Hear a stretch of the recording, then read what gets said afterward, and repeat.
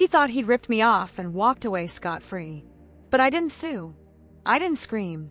I just waited, and every year, I reminded him of the lie he told. 6 years later, his wife left, his career collapsed, and he lost everything. All thanks to a few flowers and a name I made up, Elle. If you've ever fantasized about giving someone a taste of their own medicine, especially someone who manipulated, lied, and walked away smiling, this story's for you. Hit that like button, subscribe, and buckle up. This revenge took patience, but the payoff? Oh, it was glorious. 7 years ago, I bought my first home. 10 years of saving, grinding, sacrificing. And finally, I held the keys to my future. The compromise? I bought a place on a shared block, but I made sure, absolutely sure, that the title was freehold, not strata. That meant independence, privacy, no dealing with annoying strata committees, no one telling me how to live. The real estate agent seemed trustworthy. Local. Knew my circles. I didn't know him personally, but our friends overlapped. I had emails, documents, even conversations confirming the property was freehold. I felt secure, until 5 months in. One day, the owner of the neighboring property knocked to talk insurance. He sent over the policy. Strata insurance. Wait, what? I triple-checked the title. Talked to my lawyer, he was stunned. Somehow, we'd all been duped. This wasn't freehold. It was strata.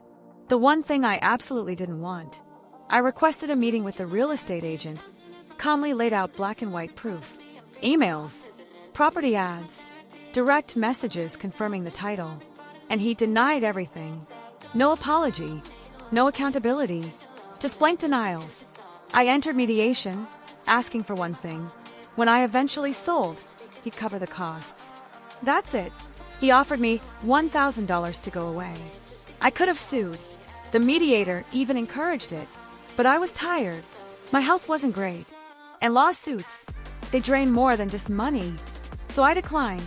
But I didn't forget. And I sure as hell didn't forgive. Instead, I plotted. I found his personal Facebook. It wasn't private. He'd recently gone on a boys on tour trip a few months after I bought the house. Around the same time this whole lie unraveled. I found his home address from a business registry. Confirmed it. And I started a little tradition.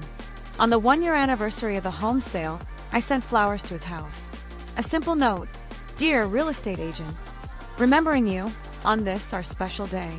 She has your eyes. Love, Elle. Totally fabricated. Every part of it. But emotionally, radioactive. Every year, same day. Flowers.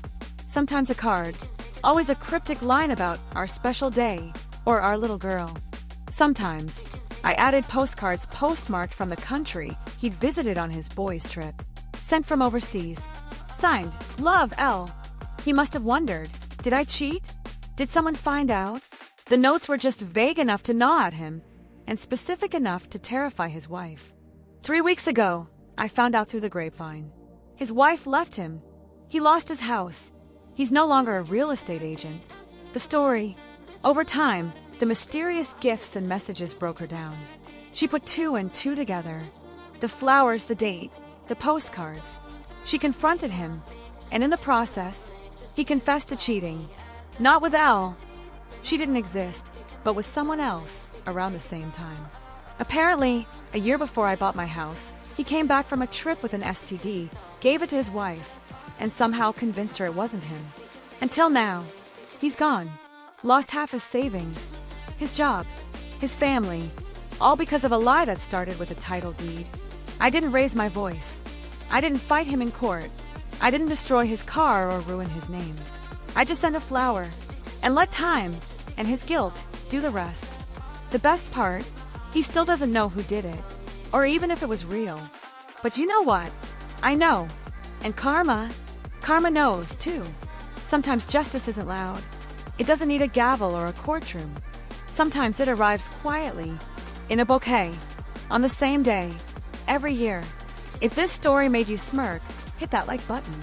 Subscribe for more sweet, strategic revenge stories. And tell us in the comments, what's the most satisfying long game revenge you've ever seen? Until next time, keep your receipts and your patience.